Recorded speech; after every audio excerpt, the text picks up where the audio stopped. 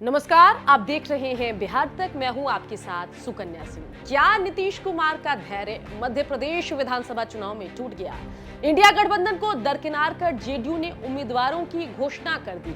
Mission 2024 के लिए बिहार के मुख्यमंत्री नीतीश कुमार ने जिस इंडिया गठबंधन की बुनियाद रखी थी, उस गठबंधन के अस्तित्व पर खुद नीतीश कुमार की पार्टी जेडीयू संकट खड़ा कर रही है। जनता दल यूनाइटेड ने मध्य प्रदेश विधानसभा चुनाव के लिए उम्मीदवारों की पहली लिस्ट जारी कर दी। जेडीयू की तरफ से कुल 5 उम्मीदवारों की पहली लिस्ट जारी की गई है। जेडीयू ने जिन 5 उम्मीदवारों की घोषणा की है, उनमें पिछोर विधानसभा सीट से चंद्रपाल यादव, राजनगर से रामकुंवर रैकवार, विजय राघवगढ़ सीट से शिव नारायण सोनी, थांदला विधानसभा सीट से तोल सिंह भूरिया और पेटलावद रामेश्वर सिंघार को उम्मीदवार बनाया है।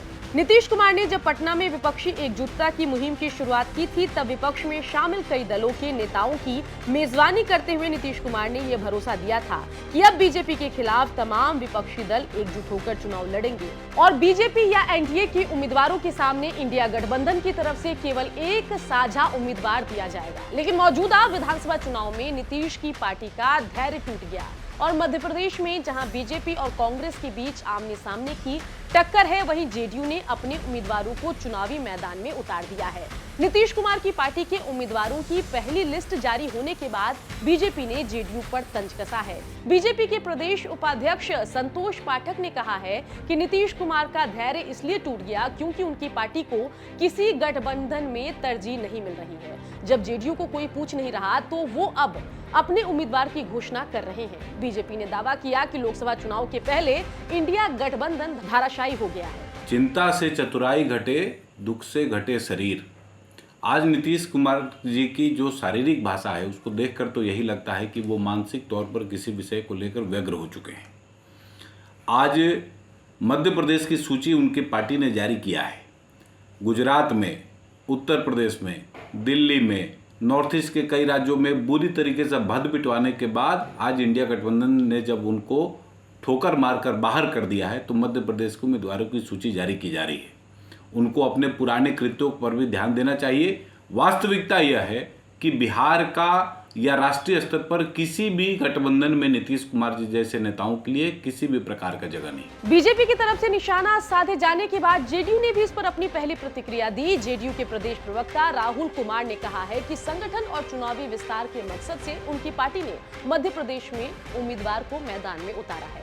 हमारी पार्टी जनता दल यूनाइटेड के द्वारा लिया गया फैसला, जो मध्य प्रदेश में 5 सीटों के चुनाव से संबंधित है, ये पूर्णतः राजनीतिक फैसला है। संगठन के विस्तार के लिए, संगठन के मजबूतीकरण के लिए और मध्य प्रदेश के गांव-गांव, कस्बे तक संगठन को पहुंचाने के लिए लिया गया फैसला है और इस पे किसी भी तरह की राजनीति करना या सवाल उठाना बिल्कुल बेईमानी है। आरजेडी का कहना है कि लोकसभा की आगामी चुनाव को लेकर इंडिया गठबंधन की रूपरेखा तय की गई है। मौजूदा विधानसभा में सभी दल अपने अपने हिसाब से उम्मीदवार उतार रहे हैं और जहां संभव हो वहां विपक्षी दल एक दूसरे की मदद भी कर रहे हैं। आरजेडी ने क्या कुछ कहा है, जरा सुनिए। इंडिया गठबंधन देश को लेकर के बना है और 2024 का जो होने वाला चुनाव है, उसमें इंडिया गठबंधन के सभी घटक दल मजबूती के साथ देश हित में, लोकतंत्र हित में चुनाव लड़ेंगे